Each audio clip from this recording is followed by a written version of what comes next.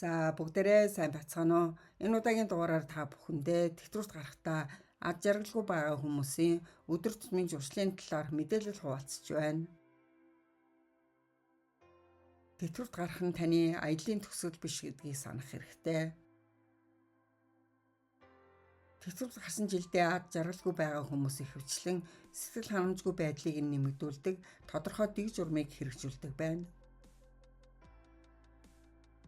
Нөгөөдөө өөр тэтгэврт гарахдаа дуртай хүмүүс баяр баясгалан сэтгэл ханамж, ерөнхий сайн сайхан байдлыг сайжруулдаг зуршилтай болсон байдаг.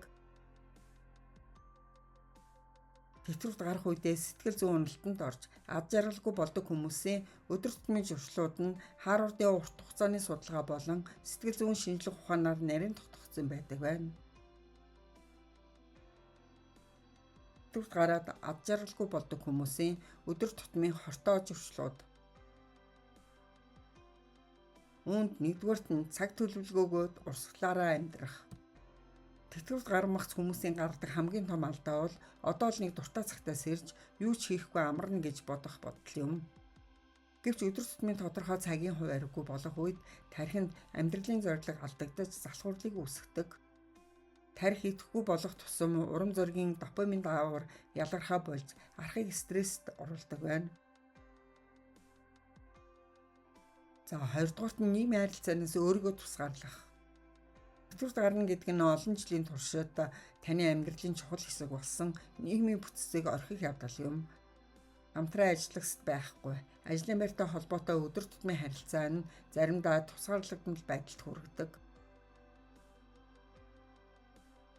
Өөрсдийгөө тусгаарлах нь тэтгэврт гарахдаа ад жаргалгүй байх хандлагатай байдаг хүмүүсийн нийтлэг зуршил юм.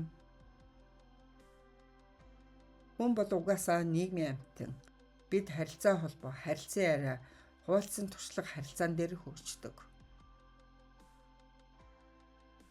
Тэтгэврт гарахдаа ад жаргалгүй байгаа хүмүүс өөрсдийгөө тусгаарлах үедээ энэ байгалийн урсгалыг тасалдуулж ихэнхдээ ганцаардмал эсвэл бүр сэтгэлээр ундаг байна.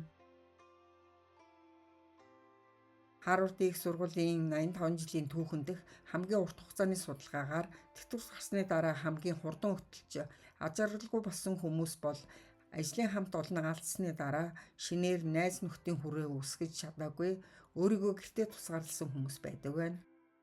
Энэ бид стрессийн кортизолыг эсгэж ДНХ-ийг нь теломерийг богиносгодог. Ад жаргалгүй ахмадуудын өдөр тутмын хамгийн нийтлэг зуршил бол буудан дээр суугаад тасралтгүй зурагт үзэх, эсвэл утасны дэлгэс ширтэх явдал юм. Энэхүү итгэхгүй дэлгэсийн цаг нь тархины цусан хангамжийг 20% бууруулж, тархийг мартамгаа болгох үйл явцыг 2 дахин нэмэгдүүлдэг байна. За 3 дугаарт нь зөвхөн өнгөрсөн үед урсаж өнөөдрийг голж амьдрах. Тэтгэврт гарах нь заримдаа маш олон дурсамжийг санахад хүргэдэг. Тэд өдөр бүр би залуудаа ийм мундаг дарга байлаа. Би ийм ажил хийдэг байлаа гэж ярин одоогийн тэтгэврийн амьдралаа үн цэнгүй, дууссан амьдрал гэж тархиндаа итгүүлдэг явдал юм. Энэхүү сөрөг дотоод яриа нь стрессийн хорт кортизол дааврыг тасралтгүй ялгаруулж, биеийн суурь үрвслийг өдөөдөг байна. За 4-дүгээрт нь дижитал унталт буюу хөдөлгөөнгүй суух. Бие хөдөлгөөнгүй удаан хугацаагаар сууснаас бичил хэлсэн судсууд харагдаж, тархи болон арьсанд хүчил төрж очихоо болдог тул хүн маш хурдан хугацаанд өдөлдөг. 5-дугаарт нь бие махбодын эрүүл мэндийн өвөл томсорлох. Бие махбодын эрүүл мэнд муудсан нь түүний тэтгэврт гарсан жилүүдэд ад жаргалгүй байдлыг нэмэгдүүлдэг. Итгэхгүй байх, шимт хижилтэй хооллох, эмчит тогтмол очиж үзүүлэх нь бие махбодын сайн сайхан байдал чухал үүрэг гүйцэтгэдэг төдийгүй сэтгэл хөдлөл, сэтгцэн эрүүл мэндэд тусдаа байдаг байна. Тиймээс тэтгэврт гарахад өгч буй хэн бүхэн эрүүл мэндийн бүү алдаараа энэ бол ад жаргалтай тэтгэврт гарах үндэс юм. Тэтгэврт гарсан жилдээ ад жаргалгүй байгаа хүмүүст тэтгэврт гарахдаа бүрэн дүүрэн таашаал авахт нь туслах өдөр тутмын зуршлууд. Үүнд хатуу хэм маягийг баримтлах. Хөгжлийн үндэсний хүрээлэнгийн өдөр тутмын үйл ажиллагаанд олон янз байдал шинэлэг байдал нь тань мэдгүй эрүүл мэндийг сайжруулж оюун ухааныг удаан хугацаанд хурцлж чадна гэж зөвлөж байна. Хэд хатуугийн маягийг баримталдаг тэтгэврт гарсан хүмүүс ихэвчлэн шинэ туршлага судлах болон суралцах боломжоо алддаг. Тиймээс өөрийн дуртай шинэ хоббигоо туршиж үзэх, аялах, шинэ газар очиж үзэх, шинэ хүмүүстэй танилцж үзээрэй гэж зөвлөж байна. Сэтгцэн эрүүл мэндийг үл томсорлох. Биеийн эрүүл мэндтэй адил чухал зүйл бол сэтгцэн эрүүл мэнд юм. Гэсэн хэдий ч тэтгэврт гарсан хүмүүс үүнийг ихэвчлэн анзаардаггүй. Сэтгцэн сайн сайхан байдлыг үл томсоролдог тэтгэврт гарсан хүмүүс ихэвчлэн өөрийгөө үн цэнэгүй, сэтгэлээр унсан, аж аргалгүй байх мэдрэмжүүдтэй тэмцдэг. Сэтгцэн эрүүл мэндэд анхаарал тавих нь сэтгц оюун ухааныг идэвхжүүлэх үйл ажиллагаанд оролцох, нийгмийн харилцаа холбоо хадгалах шаардлагатай үед мэргэжлийн тусламж авах явдал юм. Түүнчлэн шин зорилго тавьж чадахгүй байх. Тэтгэврт гарахдаа аж аргалгүй байгаа хүмүүс ихэвчлэн шин зорилго тавьж чаддаггүй бөгөөд энэ зорилгогүй сэтгэл ханамжгүй байдалд хүргэдэг. Энэ нь ихэвчлэн тэдний одоогийн амьдралд сэтгэл ханамжгүй байх мэдрэмжийг төрүүлж тэтгэврт гарах хугацаанд аж аргалгүй болгодог байна. Амьдрал бол өсөлт өөрчлөлтийн байнгын аялал юм. Технологиос зайлсхийх.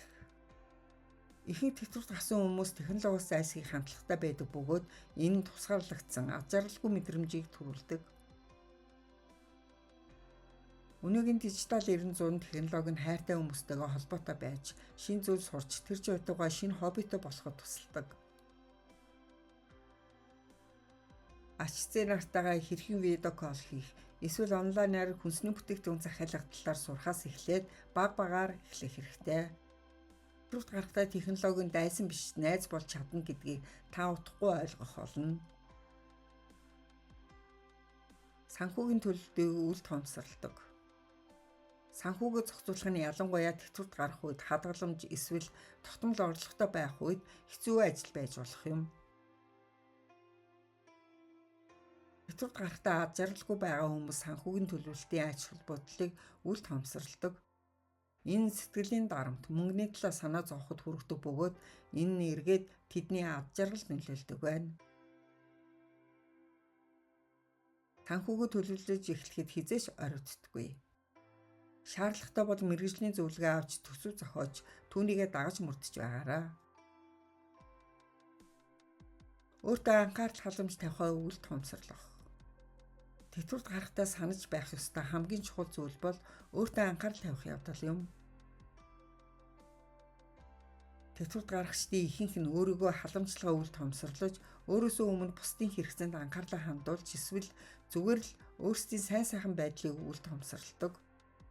Энэ нь ихэвчлэн тэтгэврт гарахдаа аж аргалгүй байдалд хүргэдэг байна. Иймээс өөрийгөө халамжлахын тулд ууланд явах, аялан зугаалах, дуртай хоббигоо хийх, бясалгал хийх, шаардлагатай үед унтаж амрах зэрэг энгийн зүйл хийж байж болно. Танд баяр баясгалан амар амгалан авчирдаг зүйлийг хий. Учир нь та үүнийг хүртэх ёстой. Амьдралын замаар аялахдаа тэтгэврт гарах нь өөрийн гэсэн өрөм сорилт, баяр баясгалан дагуулдаг чухал үе шат юм. Энэ үе шатнд бидний эзэмшсэн зуршил нь бидний ад жаргал, ерөнхий сэтгэл ханамжинд ихээхэн нөлөөлдөг. Тэтгэврт гарах нь зөвхөн төгсгөл биш, харин шинэ эхлэл, судлах, суралцах, өсч өгөх, хамгийн чухал нь хөдөлмөрийн үр шимийг хүртэх боломж гэдгийг санах нь чухал юм. Анхааран сонсон та бүхэндээ баярлалаа.